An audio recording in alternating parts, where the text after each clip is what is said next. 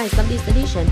The sixth session of the 15th National Assembly wrapped up after 22 days of urgent, serious and responsible work. The meeting on the clever mass mobilization models in promoting moral, cultural values and religious resources to build cultural life in Cần Thơ City. Cần Thơ City discussed the plan to organize the Cần Thơ City Medical Achievement Award. Hello, and it's good to see you back here in this edition of Cần Thơ News and Top News today. After 22 days of urgent, serious and responsible work, the sixth session of the 15th National Assembly has completed the set program and met in the closing session on the morning of November 29.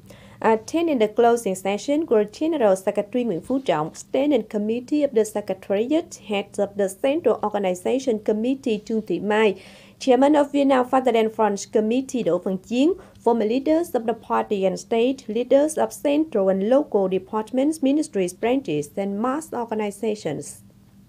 At this session, the National Assembly commented on 8 laws, passed 7 bills and 9 resolutions. For 2 law projects that were initially expected to be passed, but after discussion, the National Assembly decided to continue studying and considering for approval at the latest session. They are the law on land amended and the law on credit institutions amended.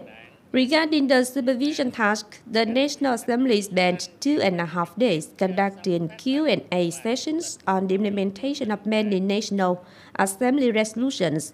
In this session, the National Assembly also considered and commented on contents related to socio-economic issues and the state budget, the wage reform roadmap from July 1, 2024, and at the same time casting votes of confidence in 44 positions for the National Assembly to elect or approve and many important issues.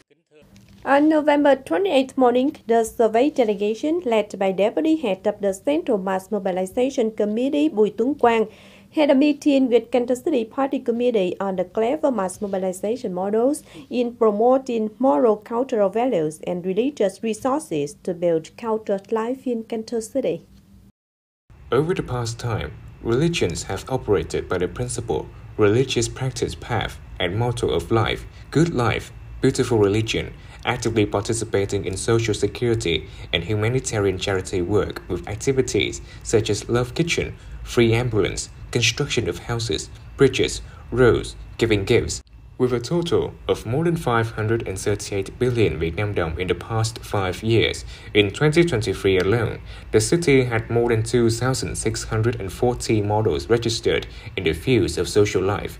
At the meeting, Standing Vice Secretary Phạm Văn Hiểu and representatives of the People's Committee, Vietnam Fatherland Front Committee, and departments provided more information about the issues raised by the survey delegation members. Deputy Head Bùi Tuấn Quang asked the leaders of Cần Thơ City to continue to understand and raise awareness of the political system to build clever models in promoting moral and cultural values and resources of religion.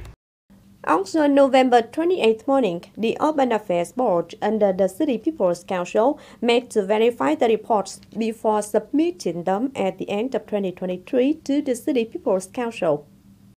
Delegates contributed comments on the report on the implementation of the resolution of the City People's Council on socio-economic defense security in 2023 and orientations and tasks of socio-economic development, defense security in 2024.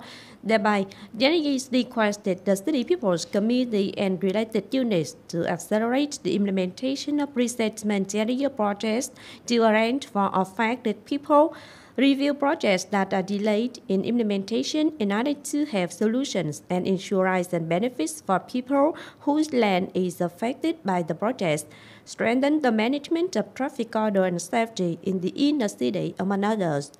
For the report of the City People's Committee on the 2-year implementation of Resolution number 45/2022 Q@15 of the National Assembly on piloting several specific mechanisms and policies for the city development.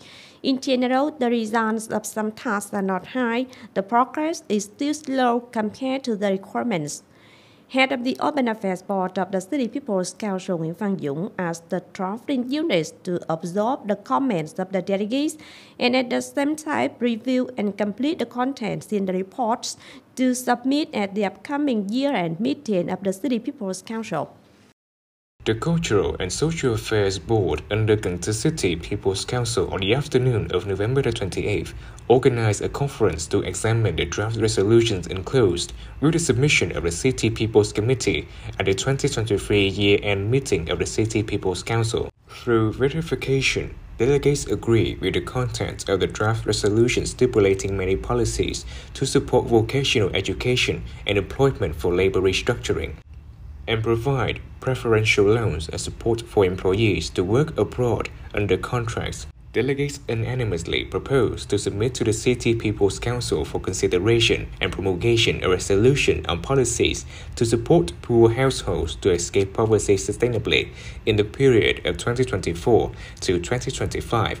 Through verification, delegates also highly agreed with the content of the draft resolution of the City People's Council on stipulating the level of expenditure on training and fostering teachers and managers of educational institutions to implement new programs and new textbook for general education.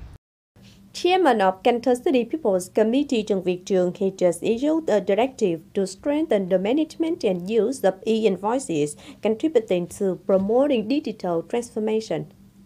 Based on implementing the Prime Minister's direction on strengthening the management and use of e-invoices, the chairman of the City People's Committee requested to determine the application of e-invoices as one of the very important mandatory solutions to perform digital transformation tasks, especially for electronic invoices on electricity, gasoline.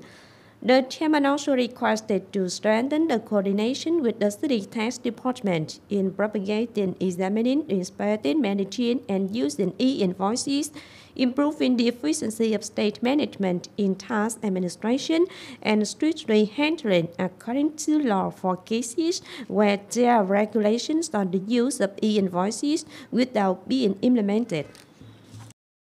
According to statistics from the Department of Labor, Welfare and Social Affairs of Cần Thơ City, in November 2023, the city created jobs for 4,243 workers, bringing the total number of employees created jobs so far this year to 48,692, reaching over 96% of the year plan. In November, the City Employment Service Center provided jobs through forms such as email, telephone switchboard, Cần Thơ Human Resource Management Group, Zalo and Facebook social networks, Cần Thơ Job Portal, QR code, meeting with recruiters, job consultation locations at FPT University Job Fair, online job trading session in the Mekong Delta and neighboring provinces and cities. In addition, the City Service Center has also collected 1,097 vacant jobs of enterprises wishing to recruit through surveys and updates from recruitment channels of enterprises. Cần Thơ City Department of Health chaired a meeting with relevant departments to discuss the plan to organize the Cần Thơ City Medical Achievement Award. Medical achievements in Cần Thơ City was held for the first time. Decision award to promote the movement of emulation, research, and creation of science and technology in the field of medicine, creating an exciting atmosphere, encouraging the spirit of determination to overcome difficulties to successfully implement the targets of the industry. This is also an activity towards the 20th founding anniversary of Century Run Cần Thơ City. Delegates contributed opinions to the price structure, legality of documents for developing plans for coordination of implementation.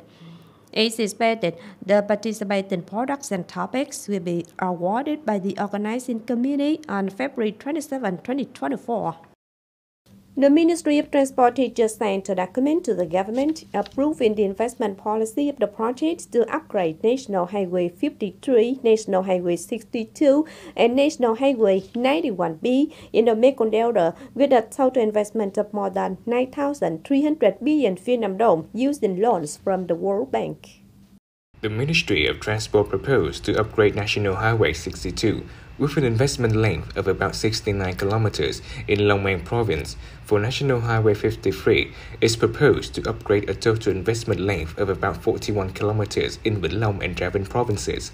At National Highway 91B, the Ministry of Transport proposed to upgrade an investment length of about 141 kilometers in Cần Thơ City, Hậu Giang, Sóc Trăng and Bạc Liêu provinces.